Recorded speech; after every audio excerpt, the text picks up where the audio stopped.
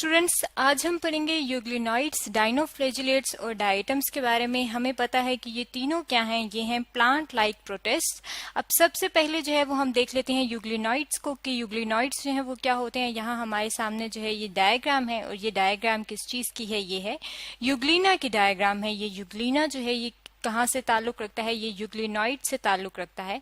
और यूग्लिनॉइड्स के बारे में अगर हम पढ़ें तो ये कहाँ पे मौजूद होते हैं, ये ज़्यादातर मौजूद होते हैं फ्रेश वाटर के अंदर, यानी कि ये फ्रेश वाटर के ऑर्गेनिज्म हैं। और अगर हम इनकी स्ट्रक्चर देखें और इनका पार्ट देखें तो हम जहाँ पे देख लेते हैं कि यूग्लिना के अंदर क्या क्या पार्ट्स मौजूद हैं। यहाँ पे आप देख सकते हैं कि इसके अंदर जो है वो क्लोरोप्लास्ट मौजूद है। क्लोरोप्लास्ट मौजूद होना जो है ये इस चीज़ की निशानदेही है कि ये जो है अपने खुराक जो है वो खुद तैयार कर सकते हैं। प्लांट्स की तरह ये कैरेक्टरिस्टिक जो है इनके अंदर मौजूद है। ये क्लोरोप्लास्ट की वजह से इनके अंदर जो है वो फोटोसिंथेसिस का प्रोसेस जो है वो हो सकता है। अब अगर दूसरे पार्ट्स की तरफ देखें तो इसके अंदर जो है ये न्यूक्लियस मौजूद है, यहाँ पे आप देख सकते हैं। और इसके अंदर जो है ये एक सर्कुलर बॉडी है जिसे कहा गया है कि ये क्या है, ये न्यूक्लियोलस है। इसके अलावा अगर हम इसकी बॉडी की बात करें तो इसकी बॉडी जो है वो इसके बाहर जो है ये स्ट्रक्चर जो है जिसे हमने यहाँ पे मेंशन किया हुआ है, ये क्या है, ये पेलिकल है। ये पेलिकल जो है ये बॉडी को कवर कर रही होती है। और ये किस चीज से मिलके बनी होती है, ये प्रोटीन से मिलके बनी होती है। यानी कि जो उसकी बॉडी की आउटर कवरिंग है वो प्रोटीन है। इसके अलावा अगर हम देखें तो इसमें जो है ये मूवमेंट के लिए ये फ्लैजेला मौजूद है। यहाँ पे आप देख सकते हैं कि क्योंकि ये एक फ्लैजेला है इसलिए हमने इसका नाम रख दिया है कि ये क्या है, ये है फ्लैजेलम। अब ये जो फ्लैजेलम है ये वाला फ्लैजेला जो है ये लार्ज है। ये लार्ज फ्लैजेलम जो है इसके साथ यहाँ बेस पे अगर आप देखें तो यहाँ बेस पे जो है यहाँ पे मौजूद है आई स्पॉट। ये आई स्पॉट जो है ये क्या करता है, एज अ स्टिग्मा जो है ये यूग्लिनॉइड की बॉडी में काम कर रहा होता है। इसके अलावा यहाँ पे जो है वैक्यूल जो है वो कॉन्ट्रेक्टाइल वैक्यूल इसके अंदर मौजूद होता है। और ये तमाम जो प्रोटोजोआ हैं यूग्लिनॉइड्स के, उनके अंदर कॉन्ट्रेक्टाइल वैक्यूल जो है वो मौजूद होता है। इसके अलावा यहाँ पे एक सर्कुलर सी बॉडी जो है वो दिखाई गई है। और ये क्या है, ये इन्होंने कहा है कि ये इसके पायरेनॉइड है। और इसका काम क्या होता है कि ये प्रोड्यूस करता है कार्बोहाइड्रेट्स। कार्बोहाइड्रेट्स क्या होते हैं, कार्बोहाइड्रेट्स होते हैं ग्लूकोज के जो मॉलिक्यूल्स होते हैं जो आपस में मिलते हैं वो होते हैं कार्बोहाइड्रेट्स। और ये जो है ये एज अ फूड जो है वो इनके लिए एक्ट करते हैं और ये आपस में मिलके पॉलीसेकेराइड यूनिट्स बना देते हैं। यहाँ पे आप देख सकते हैं कि ये पॉलीसेकेराइड्स है, यानी कि इसके अंदर जो इसकी खुराक है वो पॉलीसेकेराइड की फॉर्म में मौजूद होती है। यानी कि मुख्तलिफ यूनिट्स आपस में मिलेंगे और वो पॉलीसेकेराइड एक कॉम्प्लेक्स स्ट्रक्चर बना देंगे। इसके अलावा ये इसका क्लोरोप्लास्ट की वजह से तो ये फोटोसिंथेटिक हैं, यानी कि अपनी खुराक जो है वो खुद तैयार कर सकते हैं। लेकिन इनकी एक कंडीशन है, यानी कि अगर जो है ये ऐसी जगह पे ग्रो कर रहे हों जहाँ पे रोशनी ना हो, यानी कि जहाँ पे लाइट ना हो, तो लाइट ना होने की वजह से जो है ये क्लोरोप्लास्ट जो है अपना ये लूज कर देते हैं। अब जब ये क्लोरोप्लास्ट जो है इनका लूज हो जाता है तो इसका मतलब है कि ये फिर ऑटोट्रॉफिक नहीं रहते, यानी कि ये अपनी खुराक जो है वो खुद तैयार नहीं कर सकते, बल्कि ये क्या हो जाते हैं, ये हेट्रोट्रॉफिक हो जाते हैं। यानी कि फिर किसी और चीज पे इन्हें डिपेंड होना पड़ता है अपनी खुराक को प्रिपेयर करने के लिए।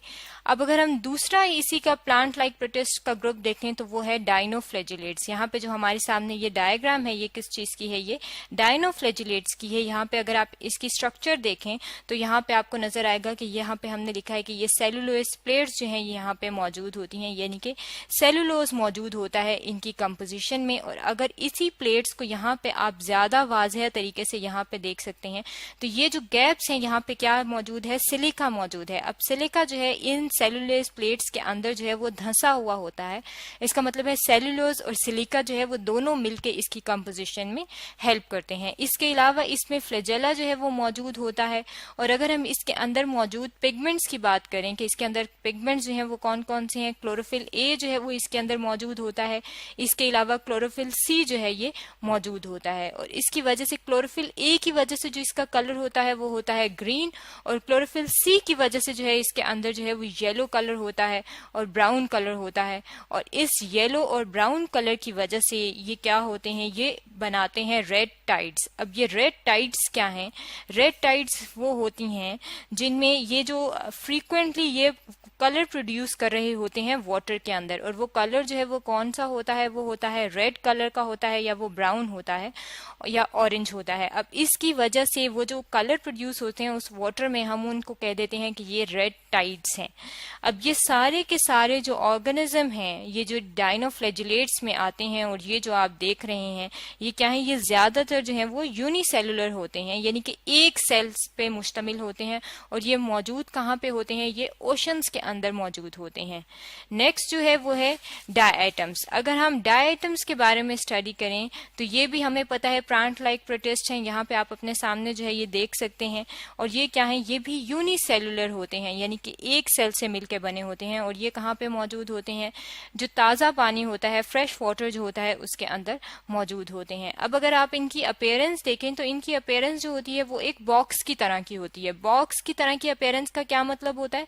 जिस तरह से एक डब्बा होता है, उसका एक निचला पोर्शन होता है और एक ऊपर वाला होता है। ऊपर वाला जो होता है उसे हम कह देते हैं कि ये इसकी लिड है, और जो ऊपर वाला होता है वो बड़ा होता है कि वो उसको कवर कर सके। बिल्कुल इसी तरह जो डायटम्स होते हैं उसके भी दो हाफ्स होते हैं। एक हाफ जो होता है वो स्मॉलर होता है, और जो बड़ा होता है वो उसको हम कहते हैं कि वो लिड है, और वो उस स्मॉलर वाले को कवर करता है। अब अगर इसकी कंपोजिशन देखें तो ये जो है सिलिका जो है वो इसकी कंपोजिशन में, यहाँ पे ये जो एरिया है अगर हम इसको मार्क कर लें, ये जो एरिया आपको नजर आ रहा है यहाँ पे, ये लाइंस इनको हम डार्क कर रहे हैं, ये बेसिकली लाइंस जो है ये किस चीज की हैं? ये सिलिका से मिलके बनी होती हैं। और ये जो स्ट्राइएशंस हैं इनकी वजह से इनके ये जो प्यारा सा पैटर्न आता है मुख्तलिफ कलरफुल सा, ये इस स्ट्राइएशंस की वजह से होता है।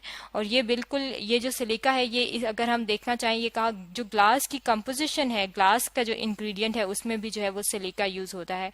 अगर हम इसकी रिप्रोडक्शन की बात करें कि ये किस तरह 1 से 2 होता है, तो इसके अंदर जो है वो दोनों किस्म की रिप्रोडक्शन होती है। एक जो है वो एसेक्सुअली पहले ये रिप्रोड्यूस करता है और फिर उसके बाद ये सेक्सुअली रिप्रोड्यूस करता है। ये तो था यूग्लिनोइड्स, डायनोफ्लैजिलेट्स और डायटम्स के बारे में जो कि आज हमने स्टडी किया है।